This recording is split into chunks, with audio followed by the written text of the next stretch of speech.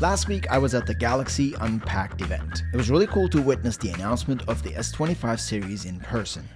For the past week, I've been using the Galaxy S25 Ultra. In this video, I'll talk about my experience and line both the positives and the negatives based on my experience. Welcome to the channel. Sit back and enjoy the episode.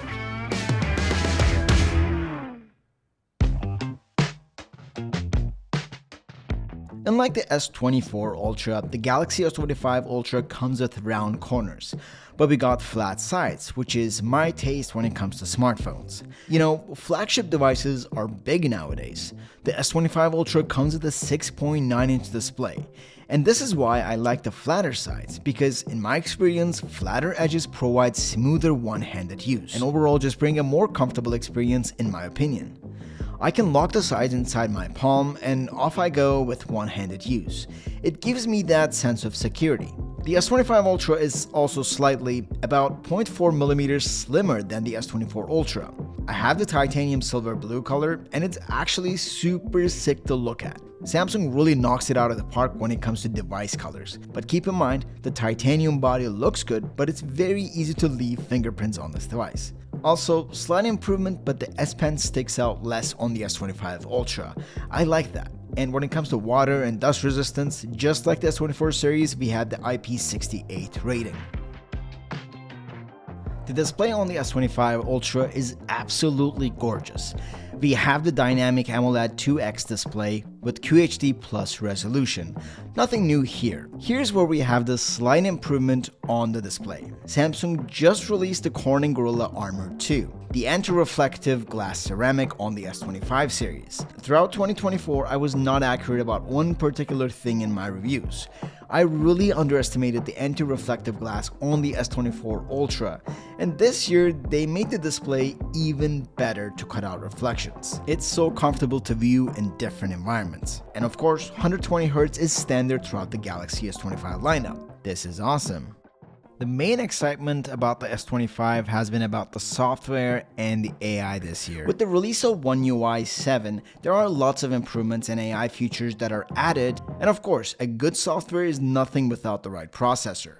The S25 Ultra comes with the Snapdragon 8 Elite processor, and it promises 37% faster CPU, 30% more GPU performance, and 40% faster NPU for faster AI performance. The S25 Ultra also comes with 12GB of RAM. The processor is the latest and greatest. You know, we just have to come back and see how it holds up over time. Let's talk about One UI 7. One UI 7 has been the biggest conversation with the announcement of the Galaxy S25 series. Although the design of One UI 7 does not bring a lot of changes, there are features like the Now bar, separated notification and quick settings, and other than that, just a custom experience like it always has been, which I like. The biggest additions to One UI 7 has been AI. I'll quickly mention them and my experience in using them. So firstly, switch to Gemini happened this year in the search bar. Although Bixby still works with Gemini to get device-related tasks done. Simply press and hold the side button and speak to Gemini. The switch to Gemini as a default assistant brings deeper integration with Google's ecosystem, offering more advanced AI features and potentially better handling of context-aware related tasks. Bixby still manages Samsung-specific functions. So when it comes to doing specific tasks on your device, it will still be Bixby, but Google Gemini will take over the overall assistant experience. Here's an example of what I mean. Hi Bixby, can you make my fonts bigger? First, use your finger. I changed the font size to 4. Now let's ask the same thing to Google Gemini. Can you make my font size bigger? I can't help with that, but you should be able to make the change in settings. Make sense? The biggest addition to Galaxy AI this year seems to be the Now brief, and I've heard people say that they really like it, and then also there are people that don't have a lot of use for it. I'm gonna come at this at a different angle. I think the Now bar is the start of something. If we can see options to customize this bar, this would make the Now bar experience make sense for everyone. Currently, it goes to a morning brief, midday brief, and nightly brief. I can't get my finger on what the ideal plan would be for the Now bar, but I think it's a unique idea that has a potential for something cool, especially when we think beyond just the S25 series. this can be an ecosystem thing. But right now I try to make it a habit to use it. Let's see how long it's gonna last in my routine. There are also some new and some improved AI features. I don't want to make this video heavily about AI, but I'll tell you one feature that I'm really enjoying. If you go to your internet browser, then go to an article or a piece of content you want to read, you can now use the AI button to read out highlights. I'm finding that in order to read an article these days, we have to get through a bunch of paragraphs just on SEO alone. Until we get to the part we're really interested in, it's a big scroll. So this feature is really good for that. This way, authors can rank up in SEO, while the consumers can get what they need from the piece of written content. So I love this feature. It would be amazing if this was extended to other browsers and not just the default Samsung browser. Adding on to AI, we have the audio eraser tool, which not only can clean the audio of what you record in camera, but it can also remove noise from external clips as well. And the audio eraser tool sounds something like this. Okay, let's see how the audio eraser is going to behave in this setting. I just have some royalty-free stadium effects in the back. It's kind of loud. I'm wondering if it's going to be able to handle it. Let's check. Okay, let's see how the audio eraser is going to behave in this setting. I just have some royalty-free stadium effects in the back. It's kind of loud. I'm wondering if it's going to be able to handle it. Let's check. Overall, One UI 7 is snappy, and it has smooth animations to elevate your enjoyment out of this device. With design, there's not much that changed with One UI, but over the years the interface has become more simple and to the point. Whenever we hear about the Galaxy S series, people think about different things. Some think about battery life, some think of 100x zoom camera, and some people think circle to search that was introduced last year. But there's a huge number of people that think of the S Pen. You probably heard the sad news. The S Pen now does not support Bluetooth connection, which would mean you're losing out on remote and gesture features. Now, personally speaking, to me, it's not the end of the world.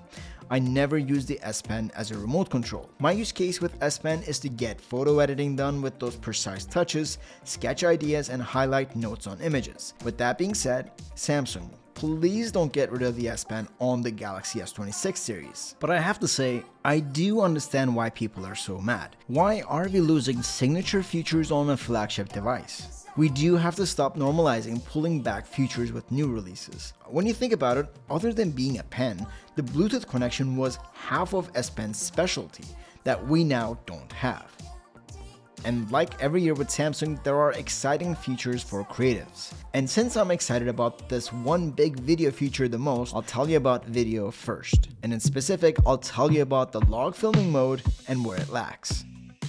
Over 2024, I had one simple prediction about the S25 series. I was almost sure that log video recording format was going to be introduced. If you're not familiar or sure about what log recording is, in simple terms, it's a way to record a video with minimal amount of contrast and saturation to flatten the darkest and the brightest part of an image. Think of it like this. I'm looking out from my living room. It's a sunny day. Well, kinda. My eyes can clearly process both the window frames that is in the dark, as well as the horizon that is bright because of the sun. And cameras are not so great at this.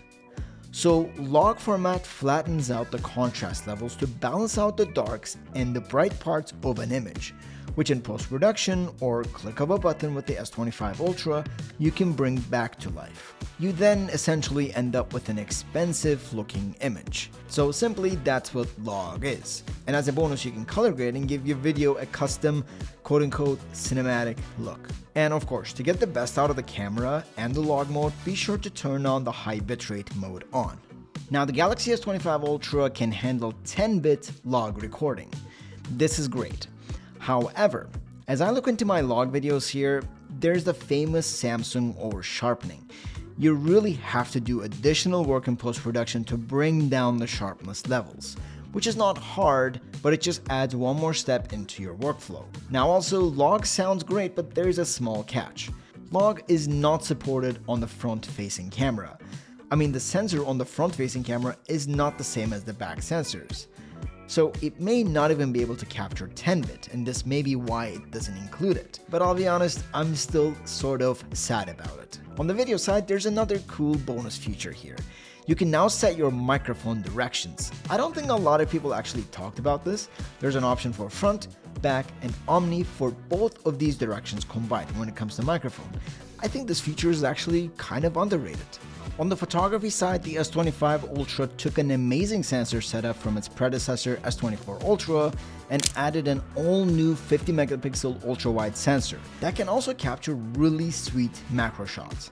The S25 Ultra has a really good selection when it comes to focal lengths, and the RAW capabilities are quite insane. To get the RAW shooting experience, go ahead and turn the RAW mode on. And also, the camera interface also has been updated with the One UI 7. I do like the quick settings area here, easy to access and it looks clean. This is cool, it was much needed. And lastly, I want to chat about the battery. The S25 Ultra has 5000 mAh battery capacity. This is the same as the S24 Ultra, which had a very good battery life. Samsung does claim that the difference will be 1 hour extra video playback time.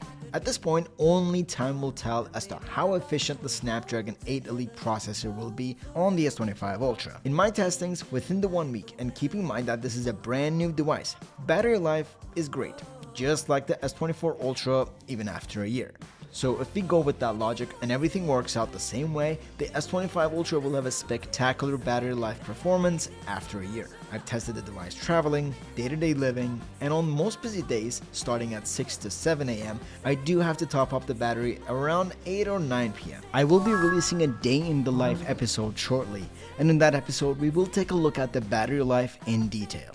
Since all the brand new devices are exciting and shiny at first, take this video as an initial look at the S25 Ultra. 1 week with the device is clearly not enough to bring a final verdict, so I will keep on testing and bringing my experience to upcoming episodes. Let me know what excites you the most about the S25 Ultra or the S25 series in general, and if you've pre-ordered one, let me know what color was your choice. Anyways, that is it for me today. Thank you so much for watching. As always, it has been a pleasure.